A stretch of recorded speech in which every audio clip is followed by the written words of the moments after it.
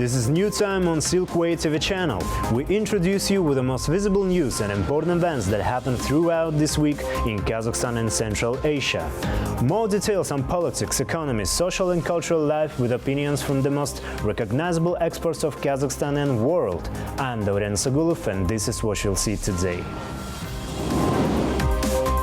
Kazakhstan and Uzbekistan set new goals for expanding trade cooperation. Shavkat Mirziyoyev is on a state visit to Astana. Kazakhstan hosts the 6th consultative meeting of the heads of states of Central Asia. What did the leaders agree on? The final week of the Olympics in Paris. The results for the Kazakh team as the games come to a close. Increasing mutual trade turnover to $10 billion is a new promising goal in the relations between Astana and Bishkek. This week, President of Uzbekistan Shavkat Mirziyoyev paid a state visit to Kazakhstan. The leaders of the two countries discussed prospects for the development of the relations in trade and economic, transport and transit, and investment sectors, first in a narrow format and then at the meeting of the First Supreme Interstate Council. More about the common goals and new agreements you will find in the following report.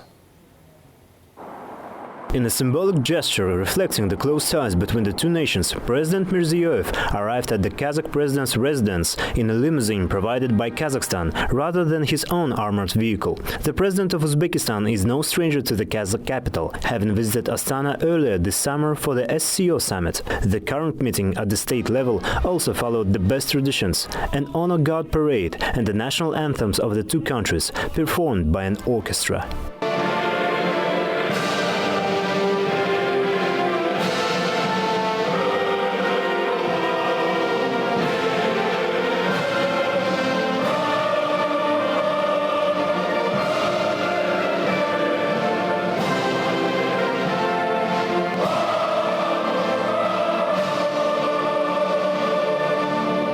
The leaders then held talks in a narrow format where they discussed a wide range of topics, from politics to the economy.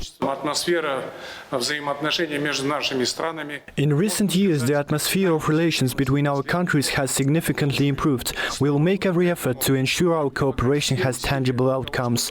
This visit is crucial as we will be signing documents that outline specific areas of collaboration and partnership between our nations. Today's visit is historically significant. Our meeting will further strengthen the centuries-old bonds of friendship and good neighborliness between our people and elevate our strategic partnership and alliance to a new level.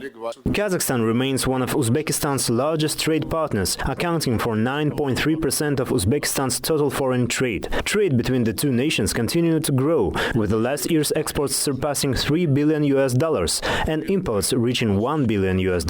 According to President Tokayev, mutual trade can reach $5 billion in the coming years and eventually $10 billion by broadening the range of goods traded and eliminating economic barriers.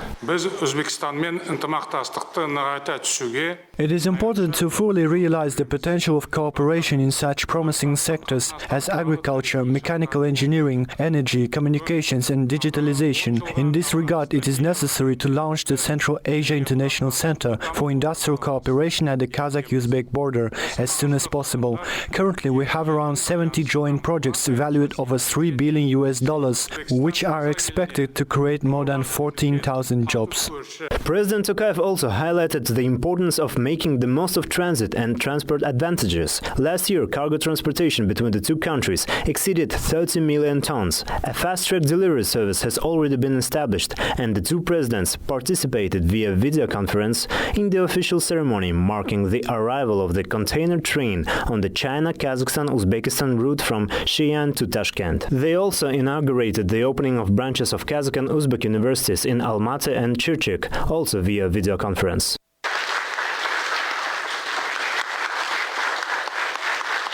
In his address to the media, Kassym-Jomart Tokayev once again emphasized that the parties confirmed their interest in activating bilateral relations. The number of Kazakh enterprises in Uzbekistan has now exceeded 1,100, while over 1,400 enterprises with Uzbek capital operate in Kazakhstan. Astana and Tashkent are committed to continuing to create favorable conditions for business. Атап айтқанда, экономикалық байланыстарды There are great opportunities in sectors such as energy, communications, space technologies, and digitalization. We prioritize strengthening partnerships in this direction. Yesterday in Astana, a business forum and the 6th meeting of a business council took place, where entrepreneurs from both countries signed major commercial contracts and other important documents. Another interregional cooperation forum is planned to be held by the end of the year.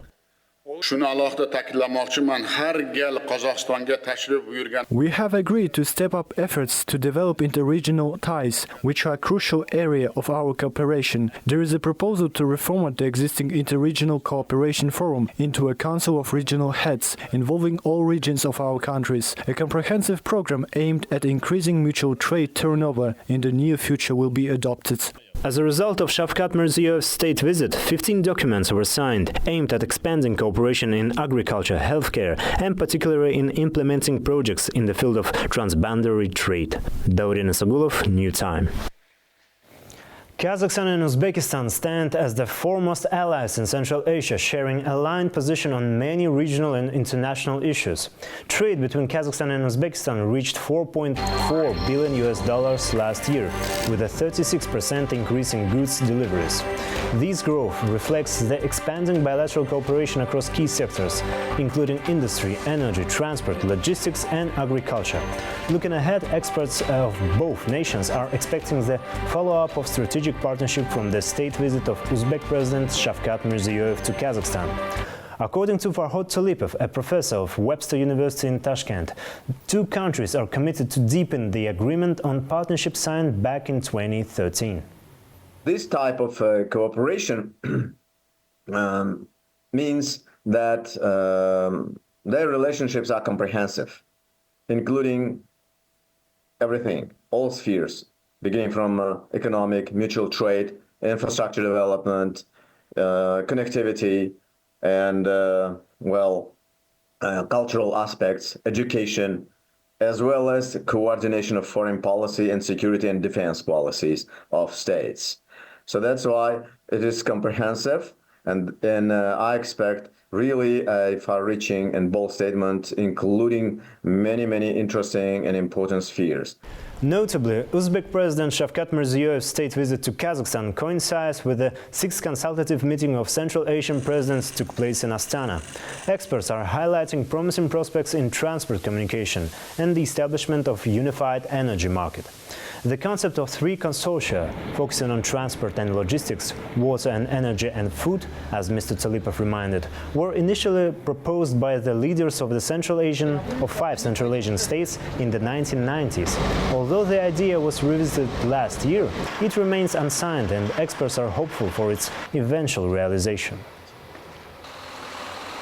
I think it's high time today to come back to this same idea of creating this transport, energy and food consortiums. It will be the greatest achievement if they really announce, maybe this time in Astana summit, that they open the green, they switch the green light for such consortium. That will be really a historical breakthrough in the overall relationships in the region, which will be, in some sense,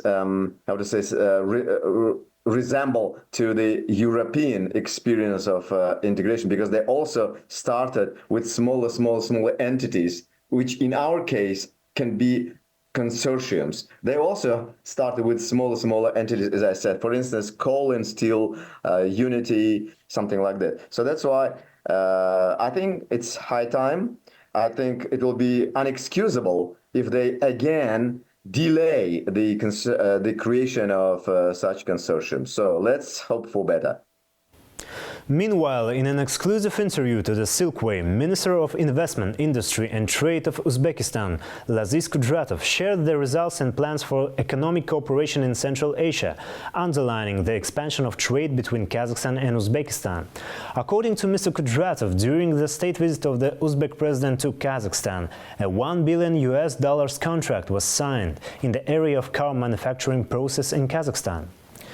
It will involve supply shipments from Uzbekistan. There are also significant joint projects in metallurgy, energy and agriculture, Minister Kudratov underlined. During this visit, we signed a contract worth more than $1 billion, which involves the supply of components to Kazakhstan for the production of the most popular models under the Chevrolet brand in Kazakhstan. We're also launching a new project for the production of metallurgical products in the city of Taraz. The volume of investments in this project alone is over $100 million. In the energy sector, I would like to mention the Kazakhstan, Kyrgyz Republic, Uzbekistan trilateral project to build the Kambarata 1 power plant in the Kyrgyz Republic. It is in a very advanced phase at the moment. We have also agreed and are consistently promoting a trilateral project with Azerbaijan to export green electricity to Europe. More exclusive content from the state visit of the President of Uzbekistan, as well as the 6th consultative meeting of the heads of states of Central Asia, you can watch this weekend in Reporter with President special project on Silkway TV channel. Kassym-Jomart Tokayev proposed increasing inter-regional trade turnover to $15 billion during the 6th consultative meeting of Central Asian leaders held in Astana today. In addition to this trade goal, the leaders of the Central Asian Five discussed regional security and the implementation of joint projects in logistics and industrial cooperation. As a result of the meeting, several documents were signed. Baljan Samigulina will provide more details. Cooperation among Central Asian countries has achieved a new milestone. Today, joint efforts are addressing key issues such as borders, water supply and migration. Different measures are being taken to enhance regional stability and security, as well as to eliminate trade barriers and expand transport links. This progress is attributed to regular consultative meetings among the region's head of states, as highlighted by the President of Kazakhstan. Over the past 5 years, inter-regional trade has surpassed $11 billion, and now it is expected to double this number. A priority is the development of trade, logistics and industrial hubs in border regions. It is necessary to strengthen our comprehensive partnership with new agreements in promising sectors such as agriculture, logistics, textiles, chemicals and construction. President Tokayev emphasized the importance of projects such as the Trans-Caspian International Transport Route, the North-South Corridor, and the Belt and Road Initiative, which involve all the regional states to varying degrees. The current goal is to raise the transport and logistics sector's share of each country's GDP to 9%. To achieve this, Kassym-Jomart Tokayev urged his counterparts to develop new transport corridors. Thanks to joint efforts, the potential of the Kazakhstan-Turkmenistan-Iran railway corridor is steadily increasing. This is currently the shortest route to the Persian Gulf countries. We view the construction of the Trans-Afghan Railway, which will provide access to South Asian markets, as a promising development. Kazakhstan is undertaking a major internal overhaul in transport and transit sector. By 2030, our country plans to modernize 11,000 kilometers of existing railways and build over 5,000 kilometers of new railways. Additionally, President of Kazakhstan highlighted the need for a unified water policy in the region and proposed the creation of a water and energy consortium to address this issue. As a result, several documents were signed by the head of states, including the Central Asia 2040 concept for regional cooperation and the roadmap for developing regional cooperation until 2027.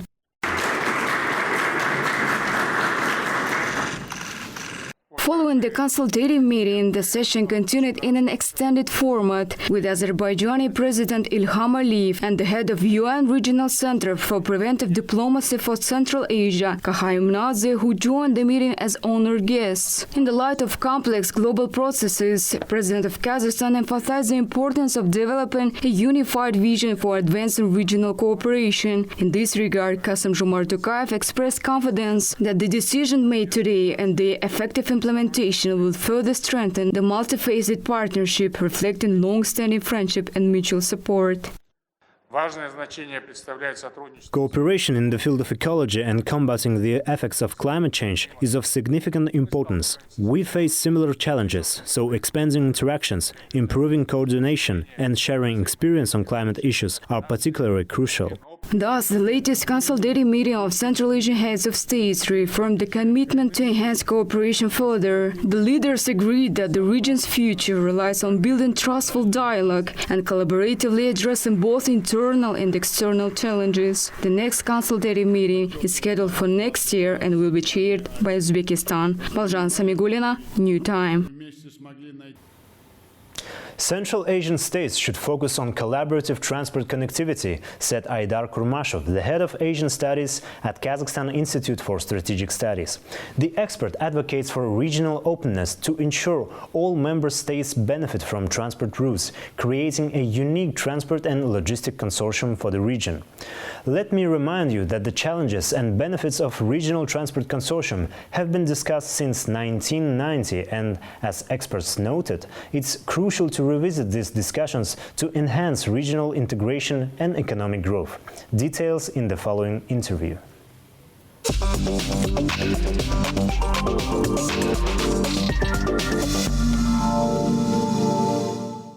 Aydar, thank you for joining us. It's a great pleasure to have you here. Well, thank you. Kazakhstan suggested to create a transport logistics sector for Central Asia to address the regional connectivity between the member states. How do you think, what impact will it play on the regional development and how it will affect on the geopolitics? Of course, nowadays there is a broad opportunity for Central Asia to become a transit hub. Nowadays, for example, we can see that Chinese partners are mostly focused on developing the routes from China to Europe and through Kazakhstan. Through Kazakhstan, yes. But here we can see that most of the routes go through Kazakhstan only, and Central Asia is not benefiting fully from this corridor. That's why we can see that, of course, nowadays we are building some kind of capacity in this. We can say about a couple of figures about the middle corridor, for example. But what about the political benefits, perhaps, from this consortium that, as far as I know, it was already pronounced and proposed between the Central Asian states back in the 90s, and it was reactualized in the fifth consultative meeting of Central Asian states last year. How do you think how countries are close to, to finally create this consortium, and how important it is nowadays in these conditions? We could say that our partners from Central Asia support this idea, of course, because, as I said, they are eager to be developing and being included in transport routes through Central Asia. For example, nowadays Russia and India are focused on developing north and south corridors, and this consortium will be helping to coordinate these actions so that we can also be building the roads between Russia and South through all the countries of Central Asia, through even like Afghanistan and so on. So that's why I think it is a good opportunity. Yeah, and obviously it will play a positive impact on Central Asia, not only, but also for the Eurasian continent in general. But what are still missing between on building this transport connectivity between the Central Asian states, first of all? I mean, what should the countries still work on, and what is, from political context of view, still, maybe somehow disturbing in order to make it happen? Of course, it's in political dimension, it's mostly about the stability. Yeah, when you talk about the transport routes, it's a long-term project, and partners, when they conclude agreements and so on, so they for starting all these investments and for starting for the infrastructural projects to be completed. So we have to, they have to be sure that the political, social stability will be in these countries. And only then they will be investing and attracting some more workers in this field. So, and also here we can say that when we talk about the transport route, it's not only about building the road, right? So it is the whole infrastructure under it. It's something that we call logistical centers, for example. Kazakhstan recently ratified the agreement on building logistical centers, which is of course very beneficial for Central Asian countries, because all the goods that are being transported through our region will be having the opportunity to be diverted. So our region will be storing some goods so that it can be redirected. So I think this is some kind of job that will also be beneficial for our, for example, businesses that are middle and small enterprises, for example, that can be participating in these projects. Speaking of political and social stability, what initiatives should Central Asian states take in order to better stabilize and perhaps make it stronger the regional security, especially taking into account some concerns around Afghanistan as well?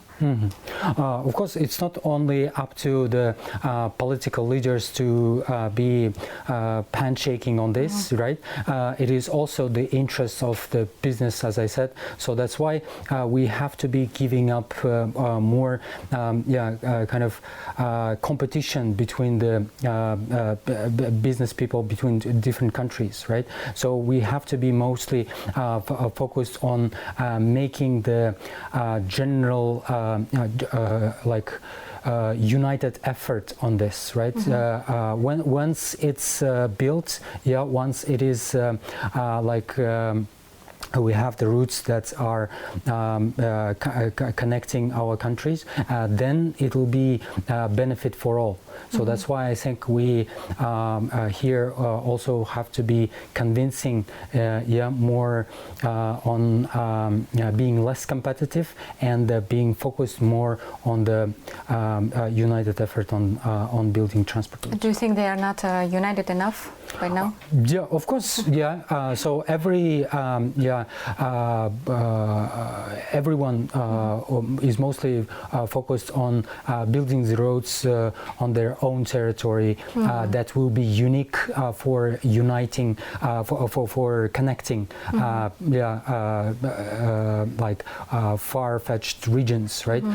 But here we, for example, have a full understanding with Central Asian countries, especially with Uzbekistan, as I said, on building transport routes together. So it will be benefiting not only one country but also other countries. We also came to the idea that we probably should be taking some political principles between among the Central Asian countries. So, for example, one of them can be something like every transport route should be accessible to all countries. For example, yes. So it is something that something like in Europe, open for all member states. Right? So we have to be making more opportunities for all countries to be included in this, right? So we shouldn't be isolating from other countries. It is the only way for making better good. Thank you very much, Aidar, for joining us. It's been a pleasure to talk to you. Thank you.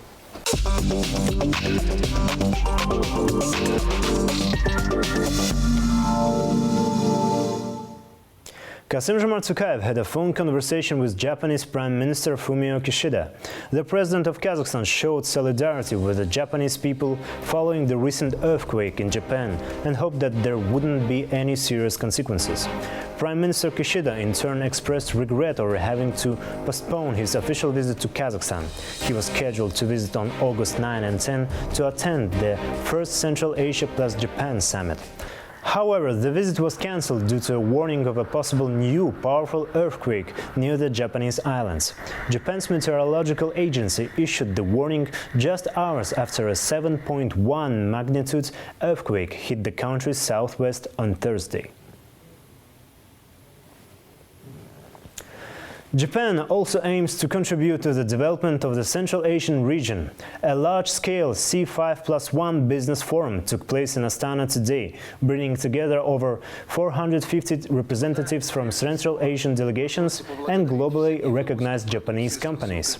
Japan ranks among the top 10 largest foreign investors in Kazakhstan, with a direct foreign investment in the country exceeding $400 million in 2023 alone.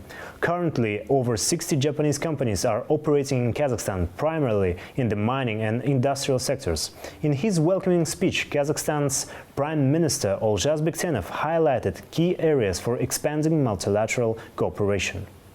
Japan is rightly regarded as one of the world's leading economic and technological powers. Japanese companies are known for their high-quality, reliable and innovative products. The country consistently stays at the forefront of progress, making invaluable contributions to improving the quality of life worldwide. Meanwhile, Central Asia is a fast-growing region with tremendous potential for growth and all the right conditions for comprehensive cooperation. Implementing transnational projects with Japanese investors will undoubtedly boost the region's economic interconnectedness. Bektenov also pointed out that an IT ecosystem is being developed in Central Asia to modernize government administration, fintech and e-commerce. He emphasized that collaboration with Japan in areas like artificial intelligence and data, as well as cybersecurity, will benefit all parties involved. Additionally, he stressed the importance of fostering partnership between the Astana International Financial Center and the Tokyo Stock Exchange, as well as projects focused on rare earth metals and logistics. The forum was concluded with the signing of agreements to deepen cooperation. Central Asia plus Japan Summit is a great opportunity to diversify the economic trade between Astana and Tokyo, said Iskander Akalbayev, the foreign policy analyst who spent several years studying and developing businesses in Japan. In an interview that we recorded earlier this week, he stressed that Japanese investors now are able to view Kazakhstan not just as the energy resource sector area, but the leading regional hub which implements innovative projects. Please take a look at the fragment of our interview. Well, I think Japan has been always precise in what they are trying to invest or assist in terms of the finance. I think one of those roads can be transparent transit capacities. Another one is certainly improving the facilities for the factories in the sphere of metallurgy or mining in these sectors, and energy sector as well. But at the same time, I think Japan is very much pragmatic in when they assist the human capital. I think there are a lot of projects that are being conducted by JICA, for example, in the improving the facilities of hospitals and schools, universities at the same time. So I think the human exchange capital will be very much on the agenda. But when we're talking specifically on the transparent transit roads, I think it's very much clear that Japan is very much interested in supporting the ecosystem in general sense. Yes, it's true. And to resume that all that we discussed today, again, what both countries do expect to gain after this meeting? I believe that we need to certainly upgrade our trade relations. So we need to diversify our economic relations, and it's not just about exchange of energy resources to the innovations. I think it's more than that. We Kazakhstani companies can actually export more. Our last year export level is more than $500 million, but I think it's not sufficient enough. We import more, but the level of import, even it's understandable in terms of our geographical distance. It's almost $1.5 billion. I think we need to balance our economic relations and diversify that. So we need to certainly explain to Kazakhstani business community what are the opportunities in Japan, and at the same time explain to Japanese business community that we are not just energy resource sector area. We are able to implement different innovative projects. For example, Fukuoka Startup City is one of those platforms based in Fukuoka that provide startup visas, for example, for international partners. And certainly, as we have vibrant IT community that are active, for example, in the Middle East or in the US, we actually can provide our services in Japan and bring Japanese investors here who can actually focus on the services market, for example, in this respect. So we need to improve our ecosystem relations and certainly explore the new avenues of cooperation. Certainly universities. Second is human capital development. Third is investors and innovation community, and fourth, we need to look at the maybe tariffs improvement when we're talking about the trade level. So I think Japan is key partner from one of the biggest partners in Asia, if you look at the potential. But certainly we need to improve the levels that we have now. And that's why I think the business forum that's going to happen in Astana on the sidelines of the meetings of President Tokayev and Prime Minister Kishida is very much important to show that we have much more to do between our countries. And now moving to some other news topics. Kazakh national team has won 7 medals at the 2024 Paris Olympics. Consisting of 80 athletes across 25 sports, national team has gained 1 gold, 3 silver and 3 bronze medals, securing 31st place in overall medal standings. Our reporters talked to the athletes and experts to review Kazakhstan's performance in Paris.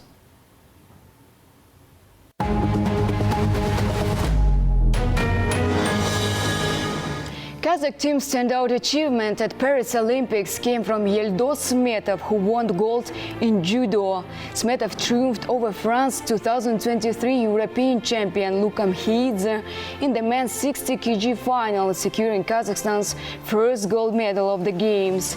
Despite not being a top contender before the event, Smetov's victory has turned him into a national hero. Back at home, Kazakh athlete was welcomed with heartfelt gratitude from fellow countrymen, friends and other sportsmen. I am very grateful to our people for their support and for the privilege of representing my country. The progress in sports and the facilities provided to us, athletes, are key to our achievements. This victory is a testament to our united effort. Kazakhstan national team also shone in wrestling and boxing. Greco-Roman wrestler Demir Jadraev and boxer Nurbek Oralbay both won silver medals in their respective weight categories. Additionally, gymnast Nariman Kurbanov secured a historical silver in horse exercises, marking Kazakhstan's first medal in this discipline. Experts noticed that despite initial doubts and comparisons to the team's performance in Tokyo 2021, this achievement highlights the results of ongoing sportive reforms in Kazakhstan. There are ongoing improvements, infrastructure developments and increased funding for amateur sports. Country is paying fees to athletes, coaches and medical teams. Support is strong, with Gennady Golovkin being the first National Olympic Committee president to be actively involved. This high level of support from national leaders is very beneficial for athletes. Kazakh national team also secured 3 bronze medals. Islam Satpayev and Alexander Ali won bronze in mixed team 10-meter air rifle shooting, defeating Germany with a score 17-5. Another bronze belongs to Kazakh boxer Nazim Khazaybay. Before the competition, neither fans nor analysts expected this outcome. However, Nazim surprised everyone by reaching the semi-finals of the Olympic boxing tournament, where she was defeated by China's Yu Wu. Besides of that, judo athlete Gusman Kyrgyzbayev earned bronze in the 60 kg category. Notably, victories of Smetov and Kyrgyzbayev in judo, as director of Judo Union of Asia, as Khajitkeyev says, are inspiring for other Central Asian athletes too, especially in the 60 kg weight class. Kazakhstan is highly regarded internationally and has extensive judo experience. This gold medal could lead to more in the future across various weight classes. The team's potential is strong, with promising young athletes like Sergbayev in the 66 and 73 kilograms categories, who are hopefuls for the next Olympics. The 2024 Summer Olympics in Paris have been pivotal for Kazakhstan sports teams. The country sent top athletes, including many Olympic debutants. This young generation has taken the stage, succeeding the previous stars. Now the games are still underway, with final results yet to be determined. Baljan Samigulina, New Time.